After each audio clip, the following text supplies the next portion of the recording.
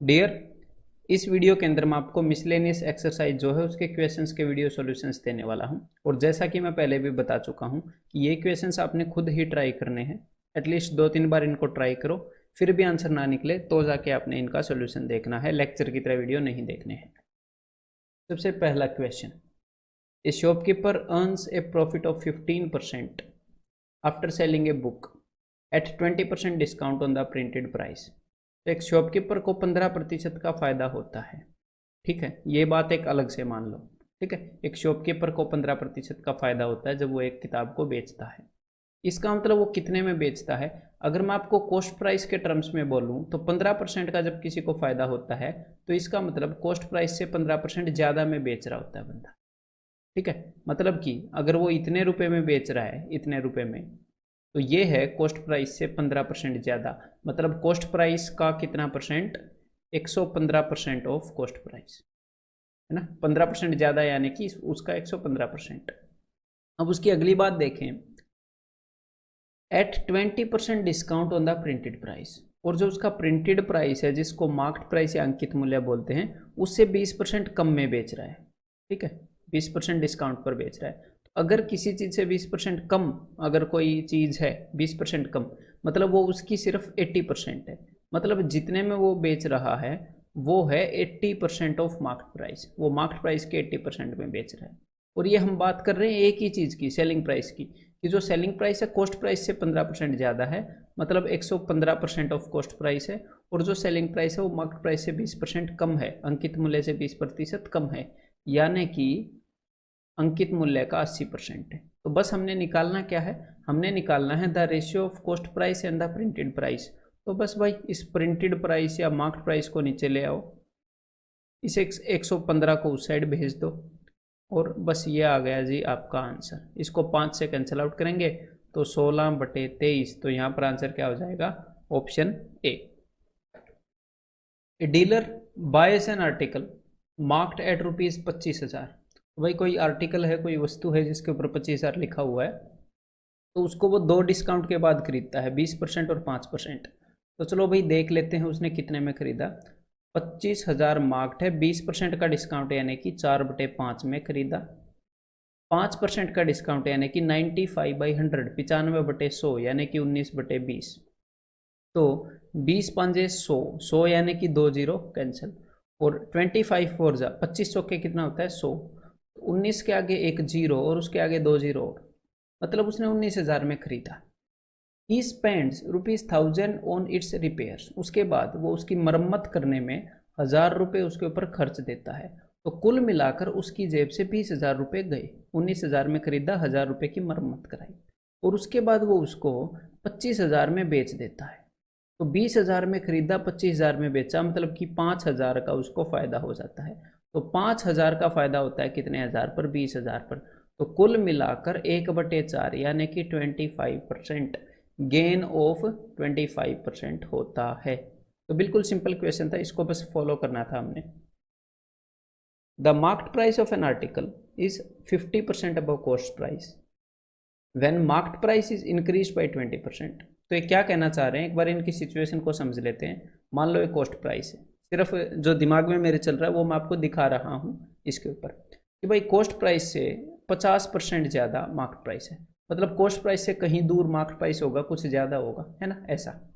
ठीक है भाई, अगर मैं इसको नंबर लाइन ऐसे एज्यूम कर लूँ कि ये मार्केट प्राइस है, ये कॉस्ट प्राइस है, तो कॉस्ट प्राइस से ज़्यादा मार्केट प्राइस है। When market price is increase by 20%, जब मार्केट प्राइस को 20% बढ़ा दें, मतलब मार्केट प्राइस को थोड़ा सा और आगे ले जाएं, और and selling price is increase by 20%, और सेलिंग प्राइस को भी 20% बढ़ा दें, द प्रॉफिट डबल्स। तो जो प्रॉफिट है वो डबल हो जाता है। मतलब पहले भी कुछ ना कुछ प्रॉफिट हो रहा है, तो सेलिंग प्राइस जो है वो कॉस्ट प्राइस से बड़ा होएगा, कुछ फायदा हो रहा होगा। तो मार्केट प्राइस को भी 20% बढ़ा दें और सेलिंग प्राइस को भी 20% बढ़ा दें, तो फायदा क्या हो जाता है? फायदा हो जाता है डबल। तो अब मेरी बात ध्यान से सुनिएगा। यहाँ पर ये एक्चुअल क्वेश्चन है, यहाँ पर एग्जामिनर ने क्या किया है, एक्स्ट्रा इन्फॉर्मेशन देने की कोशिश की है। उसने बोला है मार्केट प्राइस को भी बढ़ा दें। तो भाई मार्केट प्राइस के बढ़ाने से प्रॉफिट के ऊपर कोई असर नहीं पड़ता है, मार्केट प्राइस को अगर बढ़ा देते हैं तो। ठीक है, हाँ, अगर आप जितने रुपए में चीज़ को बेचते हो उस रेट को बढ़ा दो, तो प्रॉफिट पर असर पड़ता है। तो if market price is increased by 20%, ये वाली बात उसने जानबूझकर एक्स्ट्रा दे रखी है, ठीक है, इसकी ज़रूरत ही नहीं है, बस एवं ही दे रखी है। तो इसको एक बार भूल जाओ, अब इसके ऊपर कंसंट्रेट करो कि हाँ, अगर सेलिंग प्राइस को 20% बढ़ा दिया जाता है तो प्रॉफिट डबल हो जाता है। तो मैं इस चीज़ को आपके सामने रखना चाहूँगा, एक बार इनको रब कर दूँ। देखो, इसको एक बार ऐसे देखो कि मान लो किसी ने इतने में चीज़ खरीदी, ये कॉस्ट प्राइस है और ये सेलिंग प्राइस है, तो फ़ायदा होता क्या है, एक बार मुझे ये बताओ। फ़ायदा होता है कि भाई कितने रुपए ज़्यादा में हम चीज़ बेच रहे हैं, कि कॉस्ट प्राइस से कितना ज़्यादा है सेलिंग प्राइस, कितने रुपए ज़्यादा में चीज़ बेच रहे हैं, ये है अपना प्रॉफिट। तो उन्होंने ये बोला है कि अगर हम सेलिंग प्राइस को 20% बढ़ा देते हैं, मतलब यहाँ से कुछ बढ़ाकर आगे ले जाएं एक और सेलिंग प्राइस, मतलब इतने में बेचने लग जाए। अगर सेलिंग प्राइस को 20% बढ़ा देते हैं, 20% बढ़ाने का मतलब है कि मान लो सेलिंग प्राइस 100 रुपये है और मैं उसको 20 बढ़ाकर 120 कर दूं, तो प्रॉफिट डबल हो जाता है। इस डबल की सेंस को समझो। कोई भी चीज़ डबल कब होती है, जब वो पहले जितनी है उतनी ही और बढ़ जाए तो वो डबल होती है। मतलब अगर जो सेलिंग प्राइस है उसको मैं 100 से 120 कर दूं, तो थोड़ा सा और फायदा होएगा ना, जितना ये आगे इतना फायदा और होएगा।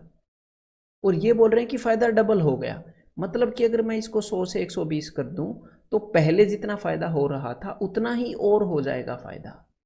लेकिन यहां पर कितने का फायदा बढ़ रहा है, मैंने सेलिंग प्राइस को 100 मान लिया, 20 का फायदा बढ़ रहा है।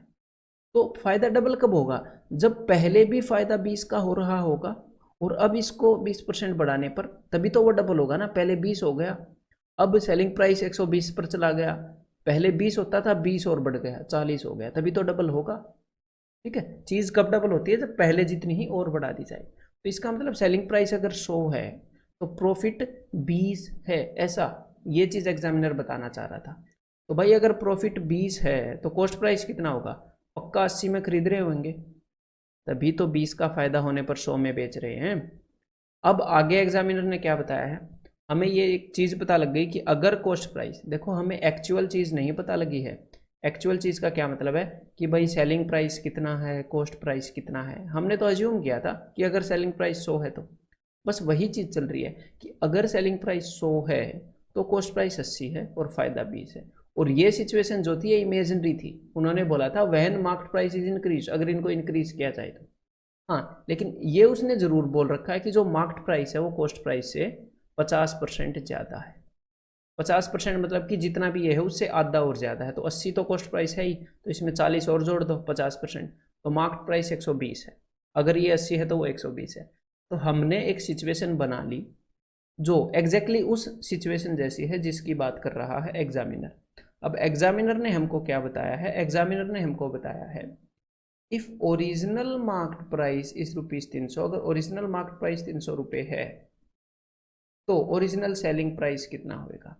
मतलब कि अगर 120 की वैल्यू 300 है तो 100 की वैल्यू क्या होएगी। सिंपल सी बात है, अगर 120 की जगह पर 300 है, एक की जगह पर क्या होएगा 300 बटे 120, और 100 की जगह पर क्या होएगा भाई 300 बटे 120 इंटू 100।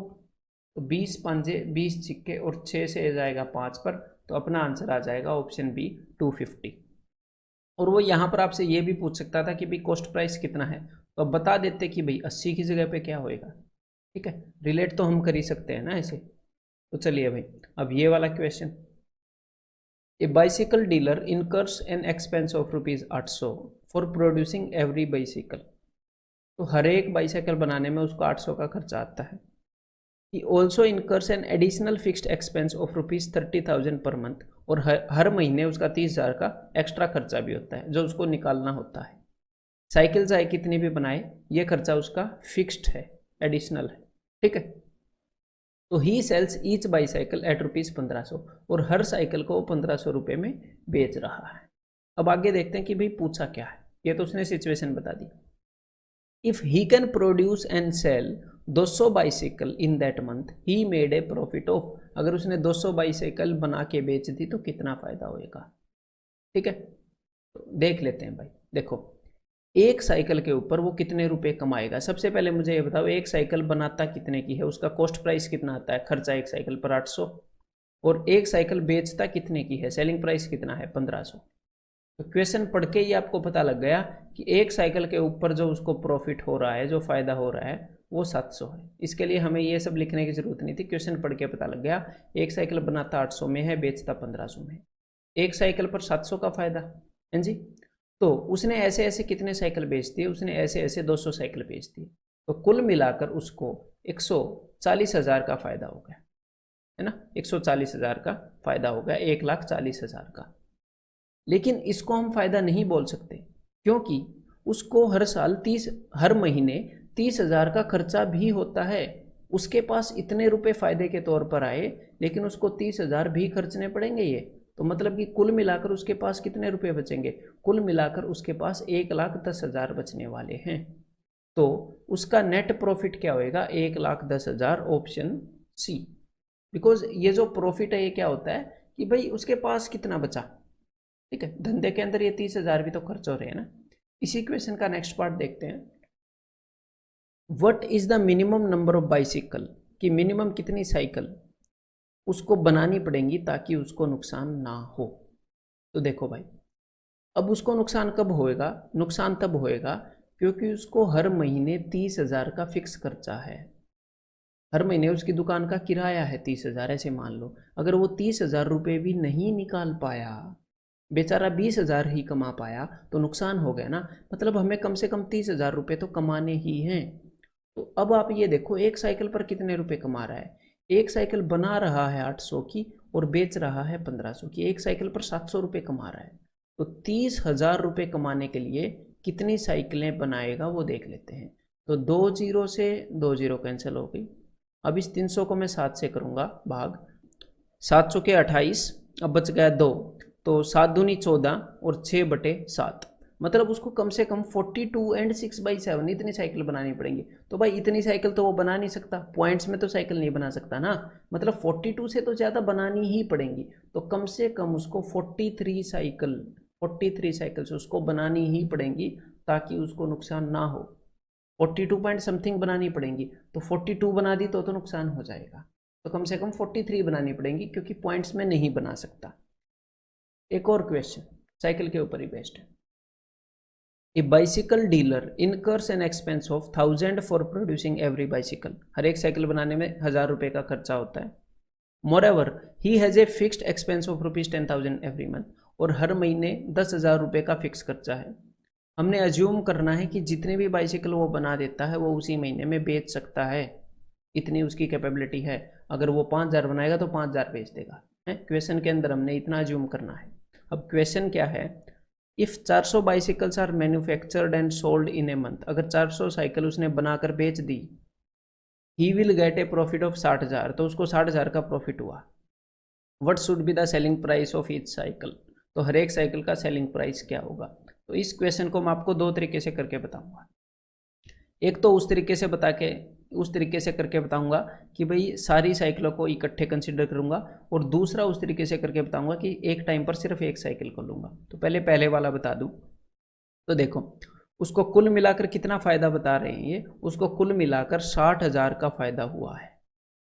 मतलब जो भी उसका खर्चा था उससे 60,000 एक्स्ट्रा उसने कमाए होंगे पक्का।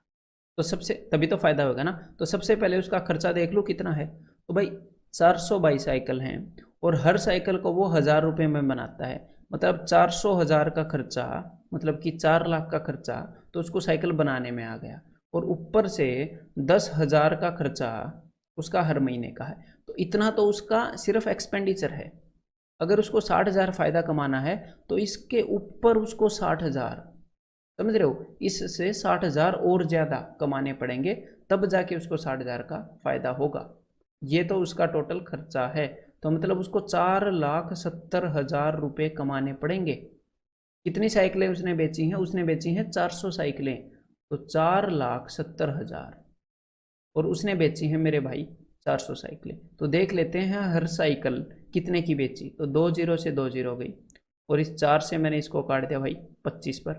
तो 25 चौके 100 मतलब कि 1,000, और 25 7 175, तो 1,175। तो यहाँ पर आंसर आ गया ऑप्शन ई। एक तो ये तरीका है, ठीक है। अब मैं आपको दूसरा तरीका बताता हूँ। देखो हम पर हेड भी हर एक साइकिल की कीमत देख सकते हैं और हम मेंटली निकाल लेंगे उस तरीके से। कैसे? देखो, हमने क्या देखना है कि उसने एक साइकिल कितने की बेची, तो हमने सिर्फ ये देखना है कि उसका हर साइकिल पर, अब यहां पर मैं देख रहा हूं पर साइकिल, हर साइकिल पर खर्चा कितना है प्लस हर साइकिल पर उसको फायदा कितना हुआ, हर साइकिल पर देख रहा हूं। ठीक है, यहां पर बात हो रही है 400 साइकिल की, तो एक साइकिल को बनाने में कितने रुपए लगते हैं ये बताओ। एक साइकिल को बनाने में लगते हैं 1000 रुपये, प्लस ये जो किराया है इसको भी आप एक साइकिल के हिसाब से देख लो, क्योंकि उसने 400 साइकिल बनाई है। ये जो किराया है ये भी उसको निकालना है, हर एक साइकिल से निकालेगा, तो इसको भी मैं 400 से डिवाइड कर रहा हूँ मनी मन में, तो 2 जीरो से 2 जीरो गई, 100/4, ये कितना आ गया 25। तो हर एक साइकिल के हिस्से में 25 रुपये किराया भी आ गया, ये भी उसने निकालना है, तो भाई ये भी उसका खर्चा है। ठीक है, और साथ में उसको फायदा कितना कमाना है, इतना तो उसको खर्चा हो जाता है, और उसको टोटल 400 साइकिल के ऊपर 60,000 रुपये कमाने हैं, तो इसको भी 400 से डिवाइड कर दो कि भाई हर साइकिल के हिस्से में कितना फ़ायदा आ रहा है, तो 600/4 मतलब कि 150 रुपये का फ़ायदा उसने हर साइकिल पर कमाना है। तो कुल मिलाकर यहाँ पर आप देख सकते हो 1150 और 25, 1175। अगर पर साइकिल आप देखोगे तो आप इसको मेंटली भी कर लोगे, ये बस मैंने आपको एक अप्रोच बताई है कि ऐसे भी हम फॉलो कर सकते हैं। अब इसी क्वेश्चन का अगला part, if he gets a profit of 50,000 in a month by selling each bicycle at 1100, उसने हर एक साइकिल को 1100 में बेचा और उसको कुल मिलाकर 50,000 का फायदा हो गया। How many bicycles did he manufacture in that month, तो उसने उस महीने में कितनी साइकिल बनाई होंगी। तो देखो भाई, कुल मिलाकर अगर उसको, अब मैं ये चीज़ भी पर साइकिल लेकर चलूंगा हर एक साइकिल के ऊपर। ठीक है, देखो कुल मिलाकर उसको 50,000 का फायदा हुआ, तो इसका मतलब उसने अपना खर्चा निकाल लिया होगा। ठीक है, खर्चा निकाल लिया, मतलब कि अब एक बार साइकिलों की कॉस्ट को आप हटा दो कि उसने साइकिल कितने में बनाई।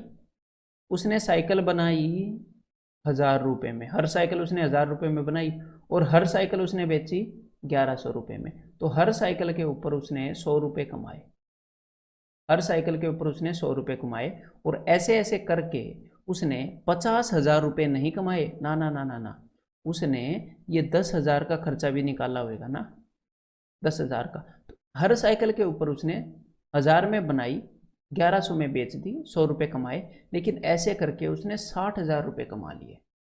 उसमें से 10,000 तो उसका एक खर्चा है ही, और 50,000 बच गए। तो कुल मिलाकर उसने कितनी साइकिल बनाई होंगी, कुल मिलाकर उसने 600 साइकिलें बेची होंगी बनाकर। क्लियर है? दूसरे वे से भी आप कर सकते हो टोटल साइकिलें लेकर। देन अगला question, a cloth merchant offers 1 T shirt free if someone buys 4 T shirt. अगर कोई 4 टी शर्ट एक साथ में खरीदता है तो एक टी शर्ट फ्री देता है। इसका मैंने आपको फॉर्मेट बताया है कि भाई एक तो आप ये लिखोगे कि कितनी टी शर्ट के हमने रुपए दिए 4 के, और कितनी टी शर्ट हमें फ्री में मिली, फ्री मिली 1, तो ओवरऑल कितनी टी शर्ट है 5। तो इस वाले डिस्काउंट के लिए हम किस चीज़ से मल्टीप्लाई करेंगे, ये भी मैंने आपको बताया है कि हमने पे करी है 4 टी शर्ट के लिए और खरीदी है 5, 5 में से 4 के रुपए दिए हैं, मतलब कि ये जो भी डिस्काउंट मिला है इस प्रोसेस के अंदर, उस डिस्काउंट के लिए ये वाली फ्रैक्शन से मल्टीप्लाई करते हैं। ठीक है, कि इतने गुना रेट हो गया, ये मैं कंसेप्ट लेक्चर में अच्छे से बता चुका हूँ। इन एडिशन टू दैट, तो एक तो ये डिस्काउंट दिया, in addition to that he also offers a discount of 10%, इसके अलावा उसने 10% का भी डिस्काउंट दिया। तो 10% का डिस्काउंट मतलब कि प्राइस को कितने गुना कर देना, 90% कर देना, यानी कि 9/10। तो कुल मिलाकर ये दो डिस्काउंट दिए गए, 9 चौके 36, 10 पंजे 50, मतलब इन दोनों डिस्काउंट देने के बाद रेट 50 से 36 हो गया, यानी कि 14 कम। अगर 50 के ऊपर 14 कम हो गया तो 50 का डबल है 100, यानी कि 100 पे 28 कम हो गया, यानी कि 28% का डिस्काउंट दे दिया गया। ऐसे ही अगले दो क्वेश्चन है, a fruit vendor gives 3 banana free on each dozen. तो आपने अपने दिमाग में क्या देखना है कि भाई 1 दर्जन पर 3 केले फ्री दे रहा है, मतलब कि 12 केले हम खरीदेंगे 3 फ्री मिलेंगे, तो कुल मिलाकर 15 केले मिलेंगे। तो 12 हम खरीदेंगे, 12 केलों का हम रुपया देंगे, 3 तो फ्री में ही मिल रहे हैं। ठीक है, तो ये जो पहले वाला जो डिस्काउंट है इसका मतलब क्या है कि रेट को कितने गुना कर दिया गया है, हमने पे 12 किया है 15 की जगह, 12/15 गुना कर दिया। ठीक है, इतना डिस्काउंट हमें मिल गया। और फिर एक डिस्काउंट दिया है इसके साथ 25% का, तो 25% का डिस्काउंट यानी कि चीज़ का रेट 75% कर देना, यानी कि 75/100 3/4। तो बस 3 5 15 4 3 12, ये दोनों डिस्काउंट देने के बाद चीज़ का रेट 3/5 हो गया, यानी कि 5 से घटकर 3 हो गया, 5 पर से 2 कम हो गया। तो कितना डिस्काउंट हो गया? 2/5, 40% होता है 2/5। Answer is option A. A milkman sells milk at 30% above cost price. तो भाई कॉस्ट प्राइस से 30% ज़्यादा में मिल्क बेचता है मिल्क मर्चेंट, ठीक है। तो मान लो ये उसका कॉस्ट प्राइस है, तो इससे 30% ज़्यादा में बेच रहा है, इतने में बेच रहा है। उसके बाद वो एक डिस्काउंट दे रहा है। डिस्काउंट कितना दे रहा है? 100 ml दूध एक्स्ट्रा दे रहा है हर एक 1 लीटर के साथ। 1000 ml अगर आप दूध खरीद रहे हो तो 100 ml आपको फ्री में मिल रहा है, तो कुल मिलाकर आप घर पर 1100 ml दूध लेके जा रहे हो, जिसमें से आपने सिर्फ 1000 के रुपए दिए। तो ये डिस्काउंट उसने यहाँ पर दिया, ठीक है। अब वो ये पूछ रहे हैं कि तो उसको फ़ायदा कितना हुआ, मतलब पहले रेट को बढ़ाया फिर कुछ डिस्काउंट दिया, तो ये जो फाइनल वैल्यू आ गई ये कॉस्ट प्राइस के कंपैरिजन में कितने गुना है हम ये देखेंगे। तो भाई जब चीज़ को 30% बढ़ाते हैं तो हो जाती है 13/10 गुना। और यहाँ पर जो डिस्काउंट दिया है उसकी फ्रैक्शन क्या होती है, मैंने आपको बताई है कंसेप्ट लेक्चर में, कि कितनी चीज़ के हमने रुपए दिए डिवाइडेड बाय कितनी चीज़ हम घर पर लेकर गए। तो हमने 1000 ml के रुपए दिए डिवाइडेड बाय 1100 ml हम घर पे लेकर गए, ठीक है। तो 10 से 10 कैंसिल, तो ये आ गया 13/11। तो यहाँ पर उसको फ़ायदा हो गया जी 2 रुपये का 11 के ऊपर। और जब भी नीचे 11 होता है तो 11 का टेबल बिल्कुल भी नहीं आता, तो आता है 9 का टेबल। तो 9 दूनी 18.18%। तो यहाँ पर अपना आंसर हो जाएगा ऑप्शन ई, यानी कि नन, ठीक है। तो उम्मीद करता हूँ कि आपको ये समझ में आ गया होगा। अब नेक्स्ट वीडियो के अंदर हम देखने वाले हैं क्विक रिवीजन पॉइंट्स, जो बहुत ही ज़रूरी हैं कॉन्फिडेंस बिल्ड करने के लिए।